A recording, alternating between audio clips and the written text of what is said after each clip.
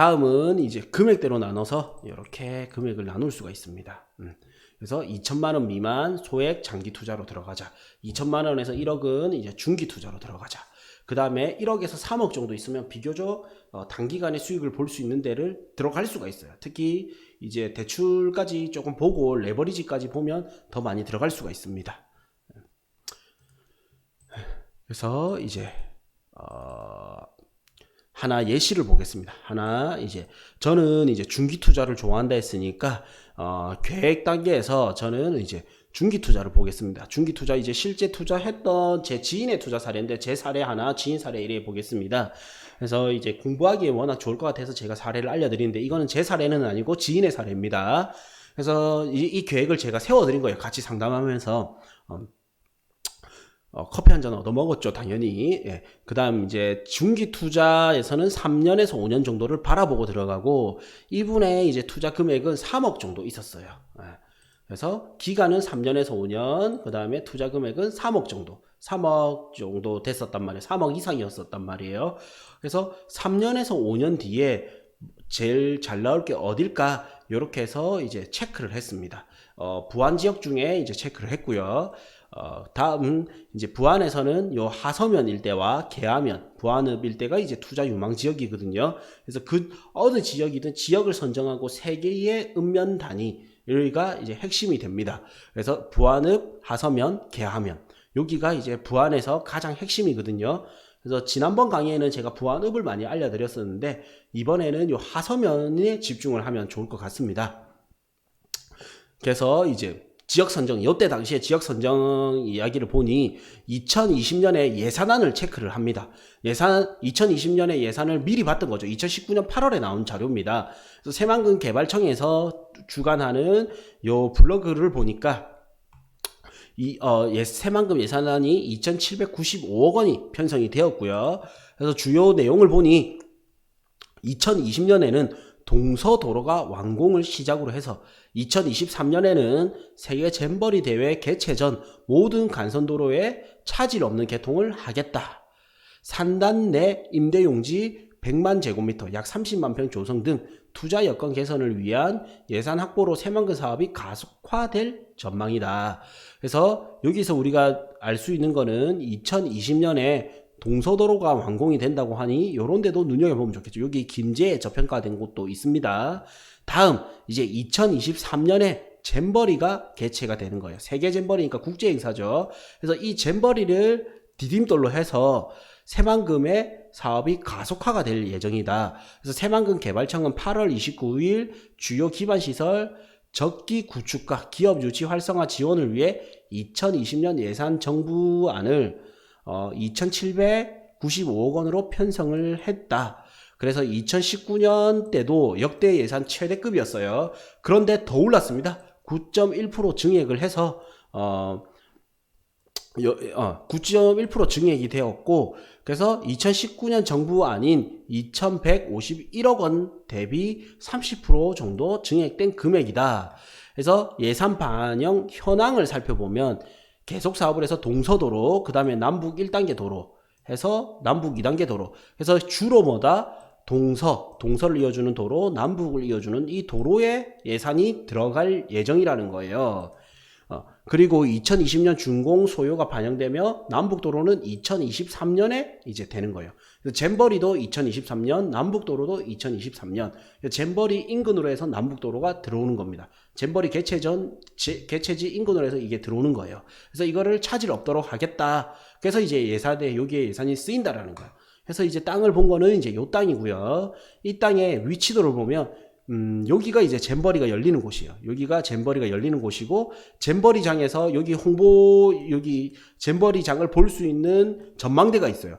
이 전망대에서 이 땅까지는 약 675m니까 초인근이죠. 초인접지고, 그 다음에 여기가 신재생에너지 테마파크에서 공업지역으로 되어 있는데, 여기는 부안군에서 이제 관리하는 곳이단 말이에요. 여기까지도 621m에서 위치가, 여기가 개발되면 수혜를 받을 수 있는 위치인 거예요. 그래서 요 새만금, 요 개발지 1km, 3km 이내에 있으면서 계획관리지역에 1km가 가장 좋고, 이제 최대 3km 정도까지 보면서 계획관리지역에 도로를 접하고 있다. 농로라도 좋으니까 국유지 도로를 접하고 있다. 국공유지 도로를 접하고 있다. 그래서 차량 진입이 가능하다. 요런 데를 눈여겨보면 좋겠습니다.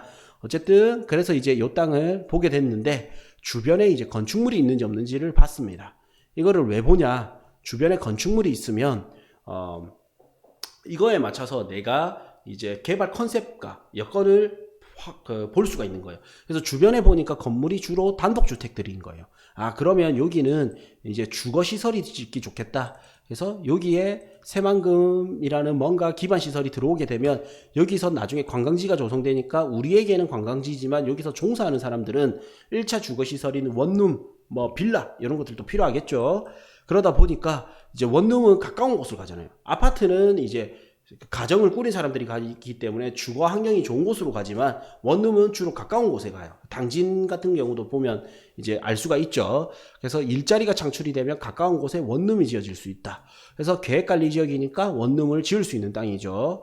그리고 이제 증설을 하게 되면 전기, 상하수도 등 기반시설을 신설하는 것보다 증설하는 게 비용이 작게 들어가요. 그래서 이제 나중에 개발하기에 큰 문제는 없겠다라고 1차 체크를 하는 거예요. 다음에 이제 물건을 보니까 지목은 전이고 그 다음에 용도지역은 지목이 전이면 전답과 농지단 말이에요. 농지니까 여기에 농지법이 있는지 없는지 체크하고 농지법이 없죠? 그러면 상대농지가 됩니다. 농업진흥지역 외지역의 농지. 절대농지가 아니라 상대농지가 되죠. 그러면 절대농지일 때는 농지법을 따라가는데 상대농지이기 때문에 이제 그 계획관리지역의 법을 따라가는 거예요. 그래서 계획관리지역은 건폐율 40%에 용적률 100%. 그러면 가장 선호하는 면적은 120평에서 250평. 당진의 사례를 봤을 때 120평 이상, 130평 정도 돼야 원룸이 들어왔었죠. 그래서 120평이 되면 건폐율이 40%이기 때문에 120평 곱하기 40%는 48평. 그래서 계획관리지역은 120에서 250평이 가장 좋다. 근데 732평이니까 땅이 좀 크다. 이렇게 해서 이제 하나씩 보는 거예요. 그 다음에 가축사육제한구역은 가축 기르지 않을 거니까 상관없고. 다음 이제 지적도를 보니까 땅 모양이 이렇게 생겼고 주변에 요 실선이 있죠. 그래서 이거를 더 크게 보면 이게 지적도고 그 다음에 요 지적도에서는 도로나 국어를 확인하는 겁니다. 그 다음에 이제 주변 토지 여건도 확인하고요. 그래서 도로를 보니까 여기에 도로를 보니까 개인이죠. 어라 이거는 별로겠다. 이까지 생각이 든 거예요. 다음 이제 지적 편집 도로에서 보니까 국유지 도로예요.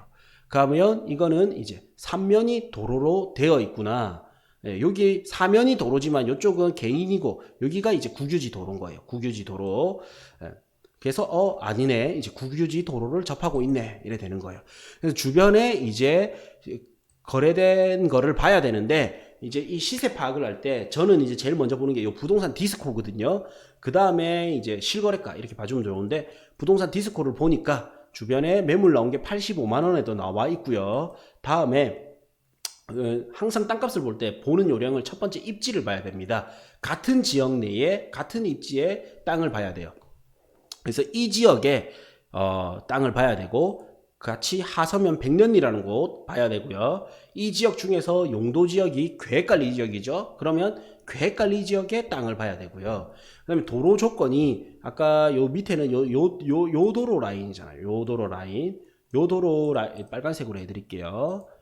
요 도로 라인이기 때문에 이거랑 비슷한 요런 건 좀 좁죠. 요런 것보다도 이런 도로 라인과 비슷한 조건의 용도지역과 도로 조건의 땅을 봐야 된다. 그래서 이게 거래된 게 있는지 없는지 체크를 해보고요.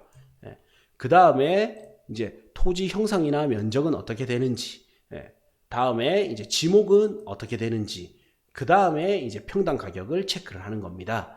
그래서 땅의 가격을 볼 때는 우선순위로 같은 지역, 그 다음에 같은 용도 지역, 그 다음 비슷한 도로 조건, 그 다음에 땅 모양이 삼각형 땅보다는 사각형이 좋으니까 사각형이 조금 더 비싸야 되겠구나. 그 다음에 지목이 이제 전보다는 예를 들어 대지가 좋고 임야보다는 전이 좋고 이러니까 이제 산지보다는 농지, 농지보다는 대지 이렇게 해서 가격 차이를 조금씩 플러스 마이너스해서 보는 거예요. 그래서 이거를 한 번에 이제 다 막 정확하게 알기는 힘들지만 이런 요령으로 본다를만 알아두시면 계속 보다 보면 이제 내게 될 겁니다. 그러면서 이제 평당가가 얼마에 거래됐는지를 체크해 보니 85만 원에 거래된 것도 있고 30만 원에 거래된 것도 있고 요거는 24만 원 거래됐지만 너무 옛날이죠. 요때 2019년 말 기준으로 해서 이제 요게 이제 요거 54만 원에 거래가 됐다고 나타나죠. 근데 주변에 보니까 17년 3월에 56만 원인데 대비 19년에 54만 원이라면 나쁘지 않다. 인근에 85만 원 더 나온 게 있으니까 나쁘지 않다. 이 안쪽에는 70에서 69도 있네요. 그러니까 여기는 나쁘지 않다 판단이 들었던 거고요. 다음에 이쪽에 최근에 몇 년도 당시에 거래량이 보니까 17년, 18년 있죠. 17년, 18년 있고 오히려 2010년, 10년도에 또 거래량이 있어요. 그래서 언제쯤에 거래가 많았다 이래 보고 다음 이제 밸류맵에 또 보는 거예요. 왜냐면 디스코가 국가기관의 사이트가 아니에요. 그러니까 누락되는 정보들이 있어요. 그렇다 보니까 밸류맵을 다시 보고 또 주변에 거래된 걸 보는 거예요. 그래서 여기에 보니까 없던 것들이 여기는 나타나죠. 54만 원에 16년에 거래가 됐구나. 그래서 누락된 정보를 다시 한번 보는 거예요. 그리고 이제 여기 66만 원에 거래된 것도 있죠. 또 다르죠. 그러니까 이제 실거래가랑 시세랑은 또 다르다는 거예요. 이게 무슨 말이냐? 이제 이 실거래가는 실제 우리가 등기상에 거래된 거고 시세는 뭐냐면 시장에 나와 있는 거래 가격이거든요. 시세거든요. 이 업 계약서나 다운 계약서 이런 것들이 있기 때문에 시장에 나오는 가격이 달라질 수 있는 겁니다. 그래서 또 보니까 2018년에 56만 원, 47만 원에 거래됐죠. 그러면 19년에 55만 원인 거는 거의 경매 낙찰가 수준이잖아요. 그래서 나쁘지 않겠다 판단이 들었던 거예요. 그래서 업다운 거래가 있기 때문에 여기서는 선별하기가 어렵고 그래서 실거래가랑 시장 가격은 다르다. 그래서 개발지는 거래가 되면 그게 이제 시세가 되기도 하기 때문에 실제 거래된 거를 먼저 참고하고 그 다음에 이제 시장 가격, 부동산을 통해서 시장 가격도 보는 겁니다. 그래서 이 땅을 보니까 이제 이렇게 거래됐다 이렇게 나왔죠. 그래서 이게 과거 대비 저는 이것도 좋다고 판단이 들었지만 어쨌든 과거 대비 1980% 약 12년 동안 약 2,000배가 올랐죠. 투자금 대비 2,000배가 올랐어요. 저는 근데 향후 남은 기간 동안 이게 투자 수익률이 나쁘지 않을 것이다 판단이 들었던 거고 현재 가격 대비도 나쁘지 않았다 판단이 들었었어요. 어쨌든 그래서 이제 이번에는 디스코 받고 밸류맵 받죠. 이번에는 국토교통부의 실거래가에 들어가는 국토교통부 실거래가에 들어가면 이렇게 이제 엑셀 파일로 다운을 받을 수가 있어요. 이렇게 받을 때는 당연히 토지 들어가야 되고 그 다음에 단독 다가구 들어가고 상업 업무용 들어갑니다. 그래서 이게 이제 단독 대지 같은 경우에는 오래된 건물이 있죠. 단독주택이나 아니면 사무실로 쓰고 있는 오래된 건물, 부동산 하나, 식당 하나 이런 거는 땅값에만 거래가 되거든요. 그래서 대지의 가격을 알기 위해서 단독과 상업 업무용을 같이 넣는 거예요. 그래서 이거를 엑셀로 다운을 받아서 내가 보기 편하게 가공을 하는 겁니다. 잘 나와 있거든요. 단점은 지번이 안 나와 있어요. 그 다음 장점은 누락된 정보가 없습니다. 그래서 이제 필터링을 걸어서 하서면 백년리 계획관리 지역을 하고요. 1순위가 이제 용도지역인 거예요. 지역을 했으면 그 다음 용도지역, 그 다음에 이제 평당 금액을 내림차순을 해주고요. 왜냐하면 땅은 워낙 좋은 땅과 안 좋은 땅이 있는데 이 편차가 커요. 주택 중에서도 단독주택 시세 알기 힘들죠. 빌라 시세 알기 힘들죠. 단독주택이 있고 빌라가 있고 아파트가 있으면 시세를 제일 알기 쉬운 게 아파트일 듯이, 그래서 단독주택은 아파트보다 조금 싸면 되겠구나, 주거 가치로서는. 그것처럼 이제 땅도 도로변의 계획관리 지역을 먼저 시세를 봐주고 그 다음에 맹지나 이런 거는 사람에 따라서 다르게 거래가 된단 말이에요. 그래서 내림차순을 해서 비싸게 거래된 거를 먼저 봅니다. 그래서 이 순위로 그러면 백년이라는 곳은 최대 170까지 거래가 됐구나. 그러면 이제 이게 언제? 2014년 9월 달에 거래가 됐구나. 그러면 나는 2019년 5월에 땅을 사려고 하는데 200이다. 그럼 너무 비싸다. 이래 느낄 수가 있죠. 근데 누가 봐도 메인 도로에 전망이 확 트인 곳이다. 그러면 요 정도 가격은 주고 사야 되겠구나. 이걸 보다 보면 이게 데이터가 내 거가 돼요. 근데 이 데이터만 보면 내게 안 돼요. 근데 이제 땅도 보고 데이터를 보고 이걸 계속 반복하다 보면 이게 내게 되는 겁니다. 그 다음에 이제 거래되는 면적들을 보는 거예요. 면적을 제가 일부러 저는 이제 보기 좋게 평 단위로 바꾸거든요. 평 단위로 바꾸니까 비싸게 거래된 거는 주로 100평, 200평, 40평. 그래서 이제 주로 이제 요런 것들. 그래서 주로 비싸게 거래된 땅은 200평 이내의 땅이 비싸게 거래가 됐구나. 요 계획관리 지역들은 200평 이내의 땅들이 높은 가격에도 거래가 될 수 있구나. 이렇게 또 하나 볼 수 있죠. 그 다음에 전체 금액을 봐주는데, 전체 금액은 왜 봐주냐면, 내가 예를 들어서 여기에 제 최대 높게 거래된 게 5억 8천입니다. 그 다음에 높게 거래된 게 3억대고요. 그 말인 즉슨, 이제 이 땅은 예를 들어 10억짜리 땅이 100년 내에 나왔다면 거래가 힘들겠구나. 그럼 10억짜리 땅이 나왔단 말이에요. 10억짜리 땅이 나왔어요. 10억이. 예를 들어서. 그러면 이게 10억이 나중에 수익 봐서 15억이 됐다. 팔기 힘들겠죠. 근데 이 10억짜리 땅인데 5필지로 분할이 되는 거예요. 그러면 2억씩 5필지, 2 곱하기 5, 5필지 분할이 되겠죠.